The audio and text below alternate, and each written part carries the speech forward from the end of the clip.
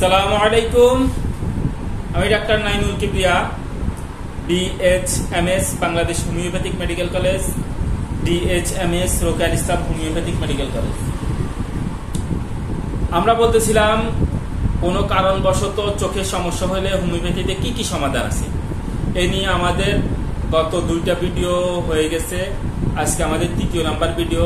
এখানে আমরা বলবো এই কোনো কারণবশত যদি চোখে কোনো সমস্যা হয় তখন আমরা হোমিওপ্যাথিতে কি কি সমাধান দিতে পারি।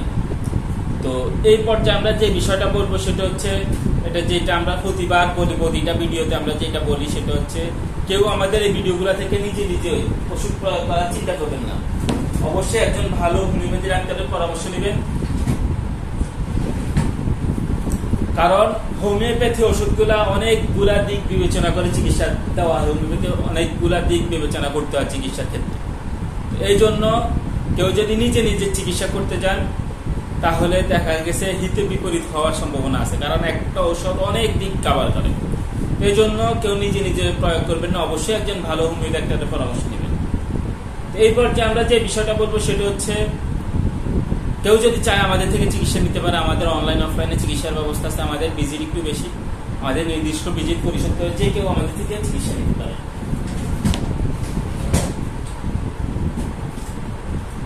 তো এই পর্যায়ে আমরা যে বিষয়টা বলবো সেটা হচ্ছে, যদি কারোর এমন হয় যে টিকা কুফলে চোখের উপরের পাতায় মাংস বা মাংসের গেজ তৈরি হয়েছে, চোখ খোলা রাখলে তার মনে হয় চোখের উপর দিয়ে বাতাস যাচ্ছে, মানে বাতাসের একটা ফিল পায় সে চোখ খোলা রাখলে।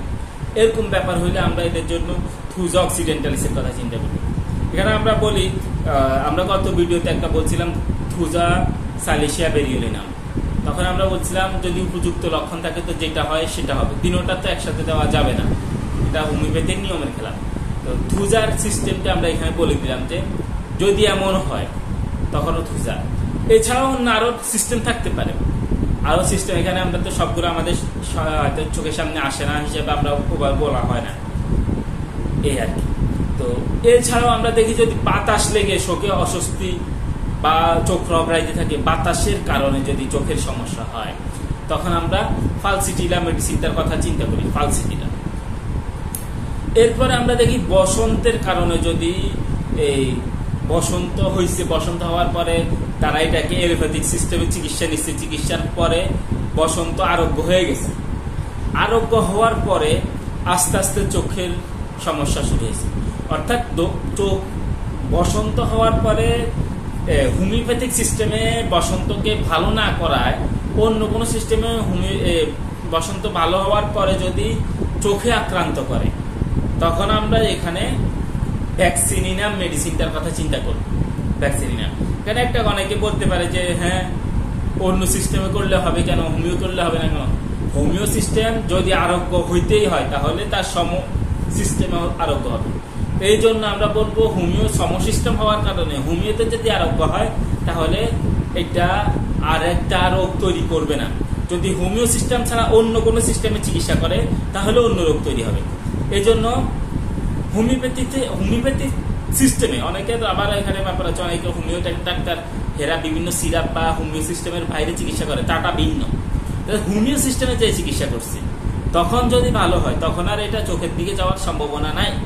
কিন্তু অন্য সিস্টেমে চিকিৎসা করলে চোখের দিনে যদি যায় তখন আমরা ভ্যাকসিনিনাম মেডিসিনটার কথা চিন্তা করব।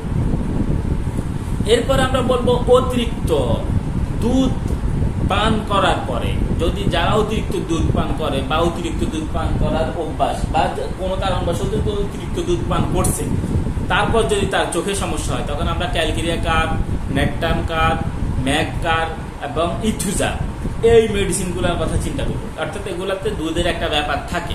এই জন্য এই মেডিসিনগুলা থেকে যে মেডিসিনটা সবচেয়ে লক্ষণ বেশি কভার করবে সেই মেডিসিনটা, এই মেডিসিনটাকে আমরা একক লক্ষণ পাবো সেই মেডিসিনটাকে প্রয়োগ করব। এরপর আমরা দেখি অতিরিক্ত মিষ্টি খাওয়ার কারণে, অতিরিক্ত মিষ্টি দ্রব্য খাওয়ার কারণে যদি চোখে সমস্যা হয় তখন আমরা আর্জেনাইট এবং নেকটাম ফসের কথা চিন্তা করব। আর্জেন্টাইন ন্যাকটামফসে অতিরিক্ত মিষ্টি খাওয়ার কারণে তাদের চোখের সমস্যা হয়। এরপর আমরা বলবো অতিরিক্ত লবণ খাওয়ার কারণে যদি চোখের সমস্যা হয়। অতিরিক্ত লবণ খাওয়ার কারণে যদি চোখের সমস্যা হয় তাহলে আমরা ন্যাকটামিউরের কথা চিন্তা করব। এবং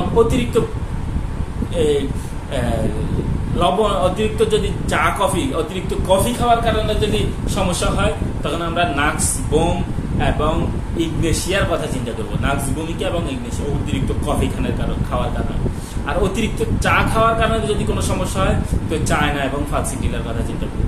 কেন আমরা তিনটা বিষয় বলছিলাম, অতিরিক্ত মিষ্টিতে আর্জেন্টাইন ন্যাকটামফস, অতিরিক্ত লবণে ন্যাকটামিউর, অতিরিক্ত কফিতে নাক্স ভূমিকা, ইগনেশিয়া, অতিরিক্ত চাতে চায়না এবং ফাক্সিটিলা। তো এই বলে আমরা আজকের মতো এখানে শেষ করতেছি। পরবর্তীতে আমরা চোখের অন্যান্য সমস্যা নিয়ে আলোচনা করবো। আজকের মতো এখানে বিদায়। আসসালামু আলাইকুম ওয়া রাহমাতুল্লাহি ওয়া বারাকাতুহু।